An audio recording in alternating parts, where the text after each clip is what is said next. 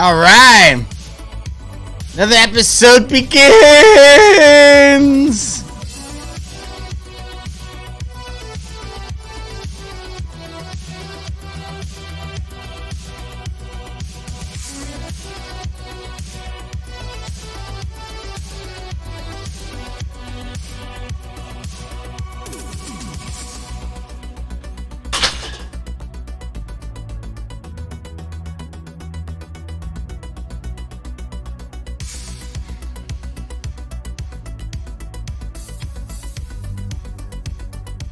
All right. Let's get the show on the road. Welcome, everybody. Episode 41. Smells Like Wrasslin podcast. Posts Full Gear. Very eventful weekend. Awesome fucking show. And we got a lot to talk about. We're going to go over what happened at Full Gear. And we're going to go over what happened tonight on Dynamite. Lots to talk about. Overall, I thought Full Gear was a great show. I felt like, for me personally, it was just what I needed. I felt like I was just getting, I don't know. Just wrestling didn't feel the same. I don't know what it was, but just like it just wasn't feeling it for the past couple of weeks, you know? And I don't know. I watched this pay-per-view. And I just loved it. I got into it again. Like, I got excited for matches. I got excited for near falls. I got excited for wins and losses. Like, I like the pay-per-view format because the matches don't get interrupted. You know? I just feel like I can get more invested in a match in that. And a lot of the, the payoffs to a lot of storylines normally get done at a pay-per-view. So it's just, overall, they just appeal to me. Like, I'm a guy that likes watching, the playoffs all the time. I'm not necessarily a regular season guy because the playoffs are just, I don't know, there's just a drama to it and an excitement that you just don't get in the regular season. And I feel like the same way with pro wrestling. You know, it's the pay-per-views that I live for. I live and die in those things. The week to week, every once in a while, you get like really good shit. But that was another reason why I liked NXT. They're like the black and gold NXT, the one that we're going to be reviewing next month. Because there was, like, no real interruption in the matches. You got to see them all play out. So, like, I don't know. But we'll see what happens. But I'm really enjoying the product right now. Let's go over the Full Gear results. Lots to talk about. I think they had a 0-hour event. Really, the only thing that, there was a match between, they had Best Friends and, Rocky Romero and Danhausen. They defeated the Factory. Danhausen came out as a little bit more of a serious persona. He came out a little bit towards the end of the match. Ricky Starks defeats Brian Cage. They were just building up the whole Starks is injured, blah, blah, blah. So, but he did end up winning. The story being told is that there's a toll being taken on Ricky Starks' body, and that's going to play a factor into all of his matches going forward. So, you know, they kept on with that storyline. Ricky Starks wins. Then they had, Eddie Kingston versus Jun Nakayama. I thought it was a pretty awesome match. I love Eddie Kingston. I don't get to see enough of him. I want him on real television, you know what I mean? Like TV, not like Dark or Elevation or pre-shows or 0 Hour, but I guess there's nothing for him right now. So, I could definitely think of a few people who I would not want to see on television instead of Eddie Kingston, but, you know, whatever. Kingston wins the match. He says he wants to thank the fans. He wants to thank Jun Akiyama. He shows respect to Giant Baba and Ricky Dozin and Mitsuharu Masawa, Jumbo Tsuruta, Antonio Inoki. So he does pay tribute to a lot of the greats, and he bows to Jun Akiyama. Jun Akiyama bows to him. He tells everyone to buy the pay-per-view, and that's pretty much it. First match All Out was Jungle Boy Jack Perry defeats Luchasaurus in a steel cage match. Listen, this was a nice warm-up match. That was a match I just wanted to get out of the way. I don't think it belonged in the middle of the card. It certainly didn't belong at the top of the card, so I think it was just done exactly how you were supposed to do it. Listen, I feel bad because it seems like Jungle Boy, as a person, you know, like Jack Perry, he seems like a really nice kid. You know what I mean? He seems like a good person. He obviously, you know, he works hard at his... You could tell that he's working hard at his craft because they're putting him into more and more sports entertainery kind of things, storylines and feuds and shit like that. I mean, I guess like pro wrestling too. You know what I mean? But like they're showing off his speaking ability and his charisma, But like it's just not quite there for me yet. I just still think he needs a lot of work to be done. Now, he's one of those people where I'm like, I would rather see an Eddie Kingston storyline over a Jungle Boy storyline, just because Eddie Kingston's a more compelling character. But, like this is the spot they're in. Now, he's young talent. They obviously want to push him. This obviously is going to lead up to him fighting Christian and going over, and that's probably going to be the beginning of a big singles push for him. He'll probably challenge MJF for the title and lose. I expect MJF to beat all of the pillars except for Darby, unless they do a whole thing where Darby like gets really close to winning, gets completely screwed over, and then they do another, go at it, and he beats MJF. I still, to this day, think that Darby's going to be the guy to take the belt off of MJF. I don't think it's meant for any other person. So that's what I'm assuming is going to happen. But until Christian is healthy, there's really not much you could do. So, they got Christian waiting in the wings. They got Jungle Boy doing his thing. Like, now, what do you do with Jungle Boy now? He beat Luchasaurus, now what? Now the obvious choice is for him to fight Christian. Christian's not ready, so now what? Like, what do you do? I don't know. I don't know what you do with Jungle Boy. I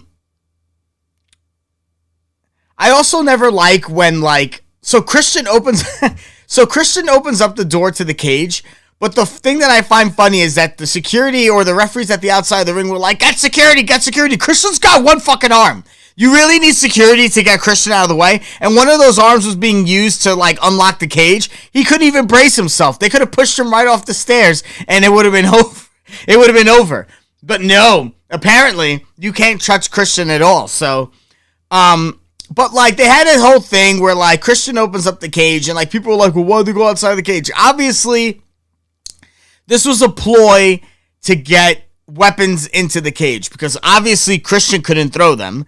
And unless you're going to do a whole thing where Jungle Boy throws weapons into the cage, I guess they went with something else. I guess they thought it would be clever enough for Christian to open up the keys to the cage by pickpocketing a ref and then allowing weapons to be put in there. The flying elbow at the end of the match, it was okay. I mean, it seems like he landed on the ring first and then on Luchasaurus. So, he didn't come down with as much force as he should have to break the table. So they were both fucking lucky that table broke. Because that was the ending spot. If it didn't break, it would have been like, it would have been like, okay. So, that was it with that. And, the ends. And, Jungle Boy he got color. So he was bleeding all over the place, which is, you don't see that, I don't think, at all from Jungle Boy. So, there was that. But, it was a fine match. It was okay. They blew it off in a cage. That's how you're supposed to end blood feuds, in a freaking cage. And that's what it was. Did I care a lot about the storyline? No. Not really. Did I care about either of the two characters? Not really. Next match, which was up there for me for match of the night, and I will tell you what my match of the night was. Royal will love this if he's watching. He will love what my match of the night was. So they put a video out at Full Gear, a whole bunch of whatever cryptic shit. The video ended with the words "Carry On." That led to them playing "Carry On, Wayward Son" by Kansas. The Bucks and Omega came out. Crowd sang along. It was a pretty big moment. The crowd popped. Everybody loved it. It was very exciting. This match was freaking awesome. These guys did all the shit that makes them amazing. They had Callis on commentary. The crowd immediately did a fuck CM Punk chant, which I thought was awesome because I just don't like the guy. And it was a Newark crowd, which is close to New York, and New York doesn't like CM Punk. That's pretty much it. If the last couple of UBS shows were any indication, all people did was boo CM Punk out of the building. And he booked himself to hate on New York, so what do you want? Long Island, New York is the only heel crowd in wrestling, which I find great pride in, to be quite honest. So they beat the shit out of each other. And what the story of the match was, well, the story leading up to the match was that they had a lot of stuff with the hammer spot in terms of Pac trying to get Phoenix and Penta to cheat. So he kept on throwing them the hammer because the hammer is what kept him the All-Atlantic title, and when he didn't use the hammer is when he lost it. So Pac is convinced that if you want to keep titles, you got to have this fucking hammer. So Phoenix uses the hammer on Omega in the middle of a one-winged angel, knocks him out, rolls him up for the pin. The Death Triangle retain. I did not think that the Death Triangle were going to retain, but when it happened, I loved it. I didn't knew I was going to like it until it happened, because the thought never crossed my mind that the Bucks weren't going to win, you know? They're coming back. It seemed like the trios division was treading water for a long time, so here we go. But no, what they are going to do now is a best of 7 series. One of the matches was the match that they had at Full Gear. Another, the match number 2 was tonight, which we'll go over in the Dynamite review. And this will keep on going, and Game 7 will be at the Forum in Los Angeles. I think that's what they said it would be. So, but it is going to be in Los Angeles, which is the Bucks' hometown. Come on. The writing's on the wall. The Bucks are going to end up winning the trios belts with Omega. Where the Lakers play, yeah, I guess so. I mean, they don't play at the Staples Center, do they? No. I don't know. They're playing in Los Angeles. I forgot what the fucking whatever it was, but the last one is going to be in the Bucks' hometown. It's obvious the Bucks are going to win, and then they're going to have the trios run that they've been always planning. I mean, I don't think it's any coincidence that House of Black came back tonight of all nights. So it looks like that trios division is finally taking off. I feel bad because I feel like they were eventually going to have the Red Dragon and Adam Cole have a run with those belts, but between the injuries and them releasing Bobby Fish, I guess that'll never come to pass. Kyle O'Reilly is super injured. He has not been released. He is still a part of Forum used to be Lakers Arena. Lakers play at Staples Center now. Oh, okay. But the Forum is still around, Doom? The Forum is actually still there? That's... Oh. Yeah, just confirm for me if the Forum is still there, because I could have sworn I had read the Forum, but who the fuck knows? So yeah, we'll see what's going on. Jade Cargill defeats Nyla Rose to retain the TBS title. This match sucked. It looked like both of them were fighting like they were wrestling waist deep in mud. And it was an awful match. And they need to get the belts off of Jade. I'm sick of this reign. I'm pretty sure she wasn't meant to hold on to the title for this long. I'm pretty sure Statlander was poised to take that belt. Sorry, guys. She got injured. So that's just not happening. So I guess they're treading water and keeping the belt on Jade. But it's freaking annoying, man. I'm done with this shit. And that feud sucked. And Nyla Rose running around with the belt sucked. And Jade fighting Marina Shafir sucked. And there was a point where I thought she was getting better, but I guess it was the caliber of her opponents. Just the match. I don't know if it's the storyline that's making me less enthusiastic about the matches or what, but something needs to be done with Jade in this TBS title reign. Bobby Cruz does the ring introductions. Rhea Nicobadi joined commentary. Jericho comes out on top in the 4-way, defeating Claudio Castagnoli, Bryan Danielson, Sammy Guevara to retain the ROH World Title. I thought this match was great. I think Jericho's one of my top 5 wrestlers of all time. He might be my favorite wrestler of all time, just in body of work. You could just keep on going back and back in Jericho's career, and I could find matches that I would watch over and over and over again. And if you could say that about a wrestler, where you could just go back into the beginning and keep on watching matches, and you're watching him in all these different kinds of promotions, and now he's like in the latter half of his career, and he's still pulling off great matches, great storylines. He's still relevant. Sometimes he's flirted with that borderline of like just being too meta, but like Jericho is the man. I fucking love Chris Jericho. Chris Jericho's one of my favorite, if not my favorite wrestler of all time. Speaking of, they had Johnny Gargano fight Omos on Monday Night Raw this week, and Omos beat him. I mean, did Gargano like bang Steph and get caught? You know? Did like Steph cry out Johnny's name in a fit of passion at Casa de Levesque? Because, like, what the fuck is going on with the booking of Johnny Gargano, man?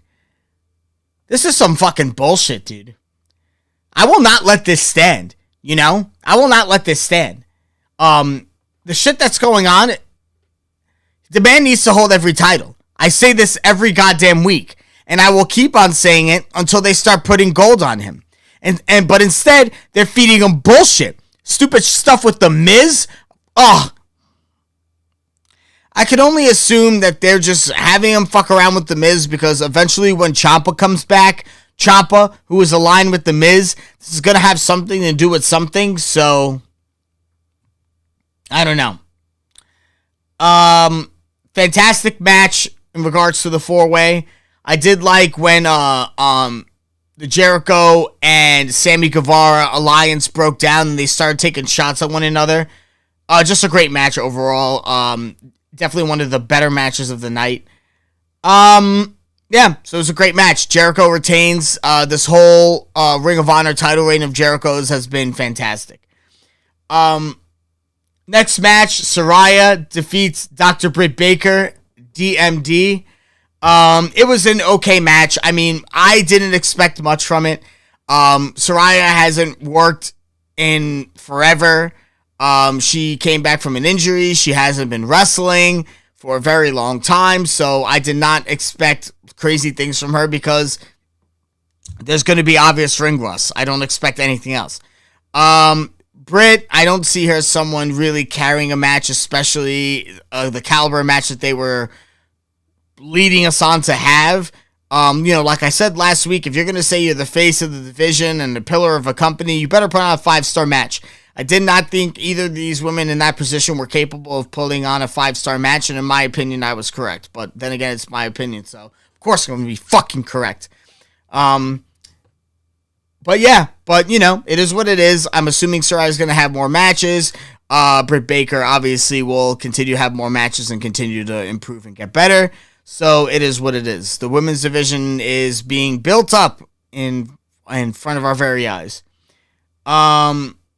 There was a spot where, like, Saraya pretended that, like, she had to, like, she would, like, her neck or shoulder was hurt, and then she, like, flicked her head up and went, haha, I'm just kidding. And, like, the crowd didn't know whether or not she was trying to sell that she had an injury that was going to be re-aggravated during the match, and she was just going to sell that injury. So when she, like, kicked up her head and laughed and, like, said she was kidding, like, the crowd didn't know how to react, and, like, no one really did anything. You could tell she was waiting for a reaction that never happened. It was just thinking a little bit too much into the whole thing. Next match, my big Haas match, my big meaty men match. Samoa Joe defeats Powerhouse Hobbs and Wardlow to become a double champ and win the TNT title. Awesome match. Two big, huge fucking dudes beating the ever-loving shit out of one another.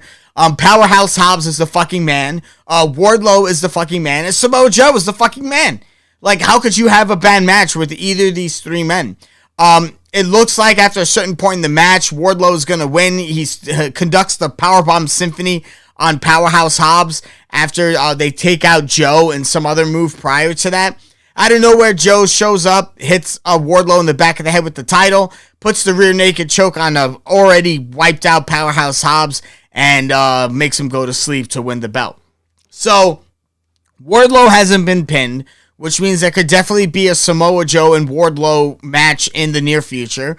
This definitely frees up Wardlow to eventually fight MJF for the AEW title. I mean, that story's written itself. Would I make that one of the first challenges for MJF? Absolutely not.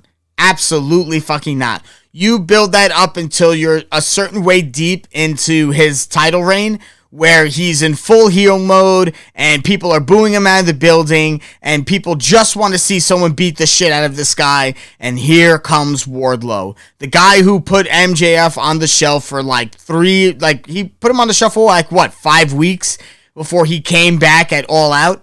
Because he beat him at Double or Nothing. And then he was on Dynamite that following week and called Tony Khan a fucking mark. And then didn't show back up until All Out. So it was definitely a couple of months.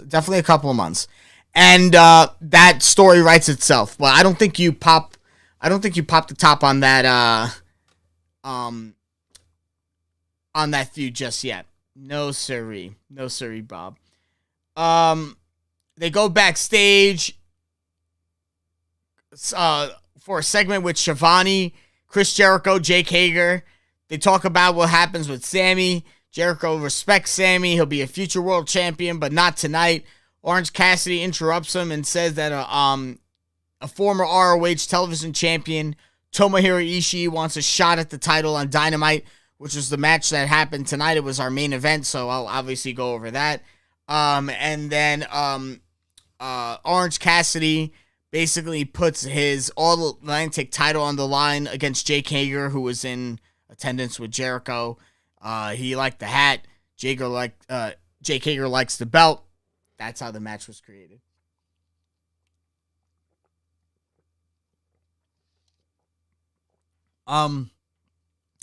They had the tag match. Darby Allin and Sting defeat Jay Lethal and Jeff Jarrett. Great match. It's a party match. The Darby Sting matches are fun matches to watch. You know, it's like almost watching the Harlem Globetrotters. You know they're going to win. They're kind of a wacky pairing. They do a lot of crazy shit. They take a lot of punishment. And then they beat whoever they're facing. Sting taking the bumps that he takes at fucking 63 years old is awesome. Sting is the fucking man. Definitely one of my top wrestlers of all time because he's the greatest. Jarrett brought out... And the fact that we get to see Jeff Jarrett come out with his TNA thing was fucking hysterical. It was also funny that they were doing a TNA chant when Sting was staring down Jeff Jarrett.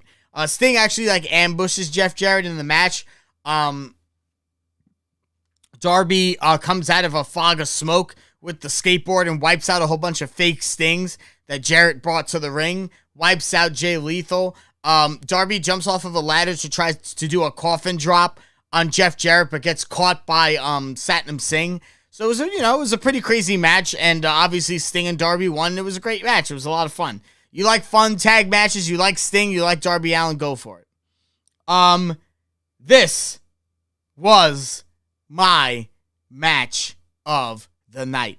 And most of you who listen here will be very surprised as to what I say is the match of the night, given my thoughts on the current AEW women's division. But by hook, this was the match. This was the match of the night for me. It was the match I got into the most. I fucking loved every second of it. Jamie Hayter defeats Toni Storm to win the interim AEW women's title, which as of tonight, Thunder Rosa relinquished it. So Jamie Hayter is now the undisputed AEW women's champion. This was an awesome match. The crowd was behind Hayter from the absolute beginning. Great back and forth match. These ladies wrestled excellent.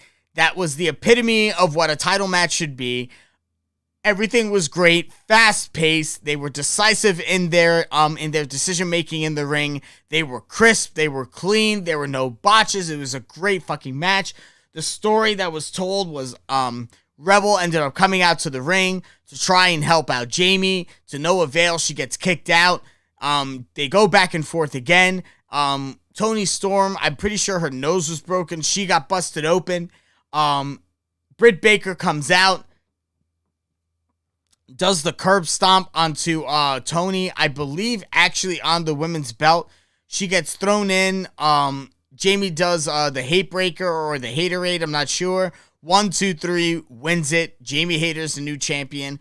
Awesome match. Well deserved. I love Jamie Hayter. I've wanted her to have the belt for a while. She's a phenomenal wrestler. She put on a phenomenal women's championship match. All props also go over to Toni Storm. I thought she was one of the best women's champions that they had. She came out every week and she brought it. She had great matches. I know that a lot of the challengers that she had, they didn't really build up any worthwhile storylines, but I still thought that like she came out and wrestled her ass off every week, and I thought it was great. I don't know why it is I was partial to the Toni Storm reign, but I absolutely loved it. So kudos to Toni Storm, kudos to Jamie Hayter. Congratulations, you are the new undisputed AEW Women's Champion.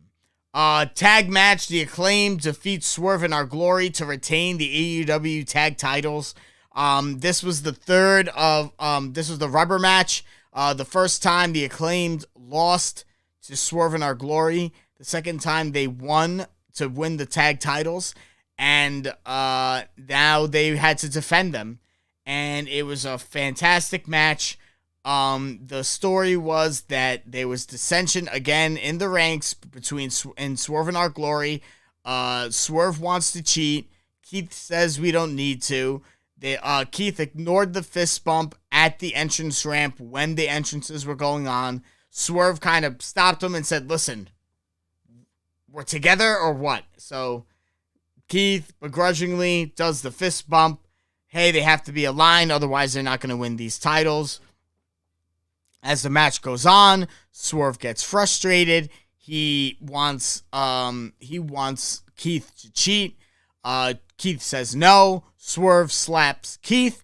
Keith is like, I don't need to take this. Fuck you. Walks out on Swerve in the middle of a title match, which was pretty much the end of the road. The Acclaimed, they go and double team Swerve, beat the shit out of him. 1, 2, 3, victory for the Acclaimed.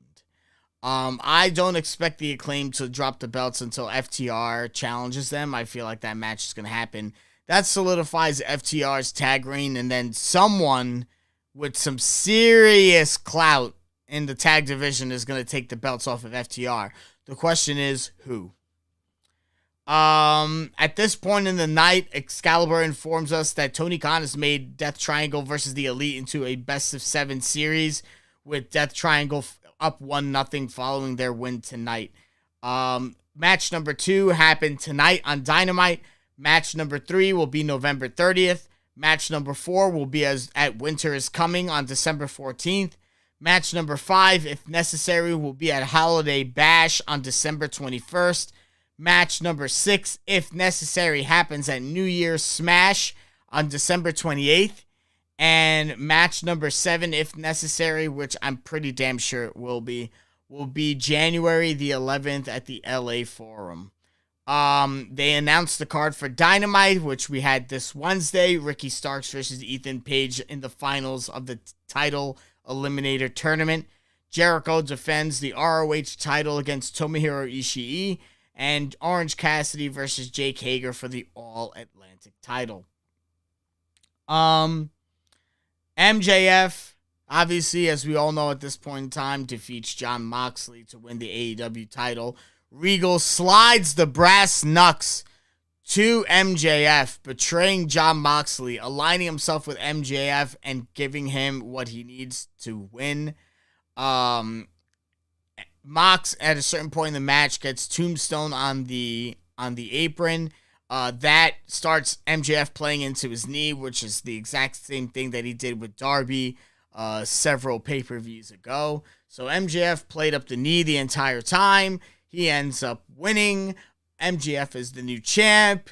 The crowd goes fucking nuts. MJF is a heel. Whoever said he's a babyface is a fucking psychopath. There's no reason for him to be a babyface. The reason why people are cheering MJF is because they enjoy his work as a heel. They are not cheering him because they want him to be a babyface.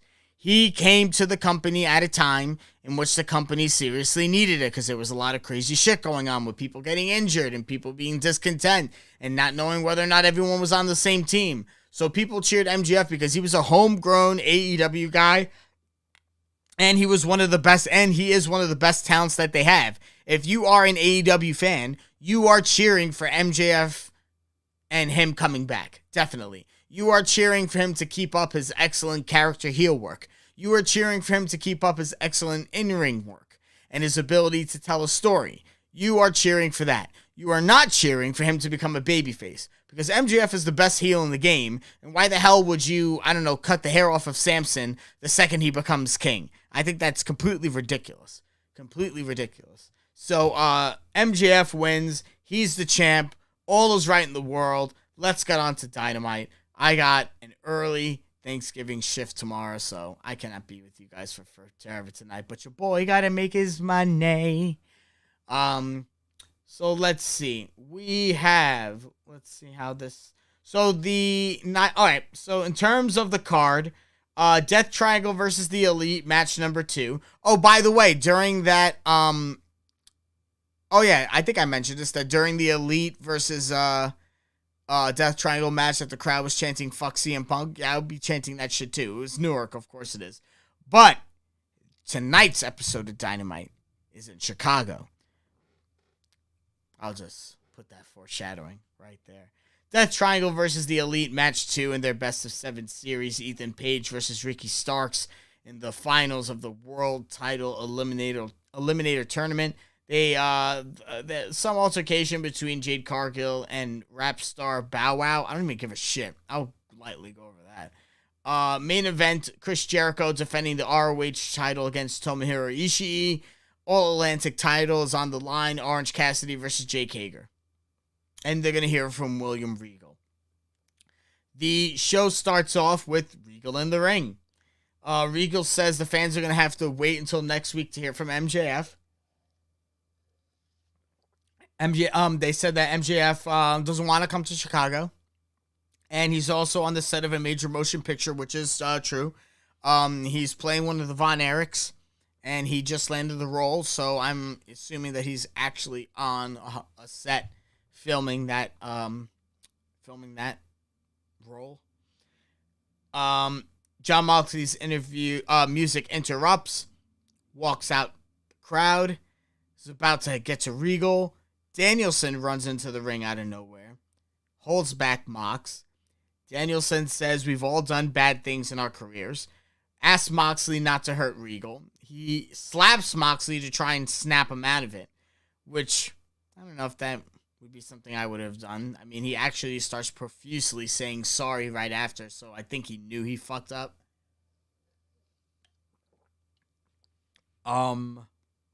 Danielson said the struggles that Moxley has dealt with are the same struggles that Danielson's father struggled with, and he couldn't understand it, and Regal helped him understand. Danielson mentions Moxley's daughter and how this could help her with her own father, and how Regal helped him have a better relationship with his father. So, yes, it was a very Usi crowd. A very Usi crowd, Royal. And Moxley got in Regal's face. He said he only wants Regal to do one thing, and that's run far away from him and never come back. Regal slowly retreats, and that was the end of that segment. They go backstage with Renee Paquette. She's with Keith Lee. Asks for his thoughts on Full Gear. Right when Keith Lee was about to talk, Swerve Strickland walks in, puts his hand over the camera lens so you couldn't see what was going on, says they need to talk without the cameras around, so Keith Lee and Swerve are going to talk shit out. We'll see where that goes. Next match, Orange Cassidy defeats Jake Hager, retaining the All Atlantic title. It was, I don't know what's going on. I just feel like my enjoyment of these kind of like haha funny gimmicks is just like slowly being bled dry. The fact that Hager was more concerned about a bucket hat than the All Atlantic title is just ridiculous to me. The fact that Orange Cassidy is more concerned about, fake kicking people than keeping his All-Atlantic title annoys me, but it is what it is. Orange Cassidy wins, retains the belt. The The next match, Ricky Starks defeats Ethan Page to win the title eliminator tournament. To be quite honest, Ricky Starks was super taped up to the point where I was like, this actually looks a little ridiculous. Like, we get it. He's hurt. So he plays up his injury the entire match. He still manages to stay in it. He does end up beating Ethan Page. He will get the title shot at Winter's coming in a couple of weeks. So I'm assuming that next week when MJF returns, we're going to start seeing the build between him and Ricky Starks, because that's only a 1 to 2 week build before Winter's coming. And if that's one of your bigger television events, I would assume they're giving this a somewhat decent build to it. They have a video of Jade Cargill confronting Bow Wow at his concert in Miami. Jade says she's not giving any clout to this whack-ass rapper, welcomes Red Velvet back, and I think fires Kiera Hogan. So that was the end of that. Match number 2, the AEW Trios titles in the Best of 7 tournament. Death Triangle beats the Elite again. The Hammer playing a part in the match. They're going up 2-0. The Elite were definitely getting booed in CM Punk's backyard. Pac had on a face mask. Apparently he broke his nose at Full Gear, which he was busted open, so I guess that makes sense. Phoenix and Omega shook hands, and then Omega hit him with a V-trigger. I guess they were trying to play up the fact that they could be heels with this crowd, so they weren't doing kind of heelish stuff, but they made it that it was explainable that they were doing heelish stuff due to the fact that Death Triangle cheated to win on the night of their return. So I guess that's kind of how they justified everything. Omega mocked the GPS pose, so he did the go to sleep pose. And he also actually hit one of them with the Omega hit the GTS to Pac, I think. Chicago went nuts after that he used the GTS. There were actually people in the crowd chanting "fuck the Elite." There were people chanting CM Punk. There were people chanting "fuck CM Punk." So it was a very, very poo-poo platter of a crowd. You know what I mean? I mean, the fact that you could have a split crowd in Chicago and you're CM Punk, I mean, to me that says you're bleeding our goodwill dry, brother. Like, stop. Stop. Get some help, you know? Let's go. Matt hit a low blow on Pac. Right when he was going to use the hammer from Brandon Cutler, Penta appeared, had a hammer of his own, laid him out. Pac stole the pin. So far, both of the Lucha Brothers have used the hammer. And so there you go. This is going to be the story of them during this whole entire match. Like, who's going to cheat, who's not going to cheat. We'll see what happens. Renee Paquette is on stage. She announces that due to the injuries that Thunder Rosa sustained and the uncertainty of when she's going to return, she has decided to forfeit the women's title. That got a big, actually, ovation from the crowd. They introduced Jamie Hayter as the new AEW Women's Champion. Britt talked on Hayter's behalf and said they never considered this as the interim title. They had I don't even know what kind of match this is called, but 3 tag teams were involved. I guess it was a 3-way tag or a 6 tag. I don't know. But it was Jamie Hayter and Britt Baker versus Sky Blue and Willow Nightingale versus Ty Mello and Anna JAS. And Jamie Hayter and Britt Baker won. And it was an okay match. It was fine. They gave Sky Blue a bunch of good spots. Obviously because she's a hometown native, so it makes sense. And yeah, that was pretty much it. Renee Paquette is backstage. She's with Top Flight and FTR. Dax Harwood says that he hopes Top Flight takes over the tag division for years to come. The newly returned Darius Martin challenges FTR for the ROH tag titles on Rampage on Friday. That is obviously going to be a great match. Obviously, I don't expect Top Flight to win. It's going to be a long time before they get tag gold. But it's still going to be a phenomenal match. They're a great tag team, and so is FTR. So definitely going to be an enjoyable Rampage. The Acclaimed came out. They were celebrating their their title defense. Bowen said his shoulder was feeling better. They were selling a whole shoulder injury the entire match and the week prior. Billy Gunn ripped off the bandages that were on his hands that because of what happened between him and Swerve when Swerve kidnapped him. Finally, they could do the Scissor Me Daddy Ass. Just as they're about to, on the video screen, Jay Lethal, Sanjay Dutt, Satnam Singh, Jeff Jarrett come out.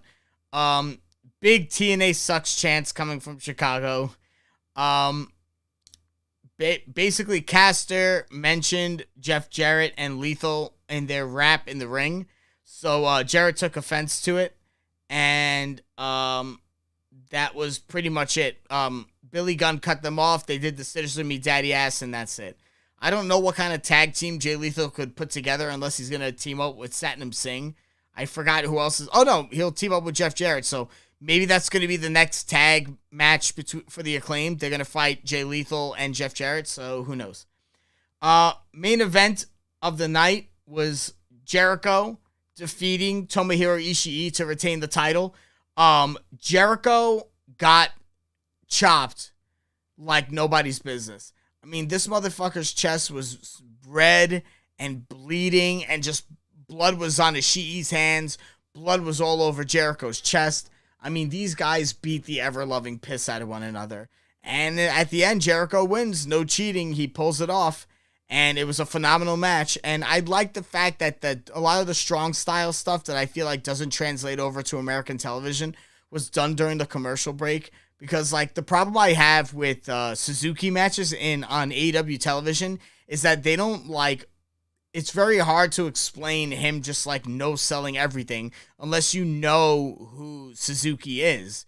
So I just felt like the way that the commercials were done, the no-selling was done very, very tastefully. So it just seemed like they were just two tough motherfuckers, and they was just mean-looking Japanese dude who felt no pain. But I felt like this was the best representation of it on AEW television. So props to Tomohiro Ishii. Props to Jericho. At the end of the match, Jericho's about to get into Ian Riccaboni's face. Claudio Castagnoli sucker punches Jericho to end the night. But that's how it ended, people. That was pretty much the show in a nutshell. I thought that Full Gear was phenomenal. I thought that the women's match of between Hayter and Toni Storm was match of the night. That was the match I went back and watched the most just because I love the storytelling, I love the emotion, and I love the ending. My second match of the night would be the Elite versus Death Triangle. Yeah, they were just it was a great pay-per-view. This was a solid episode of Dynamite, and I'm very curious to see how these storylines are going to be going forward. So, yeah, that's pretty much it.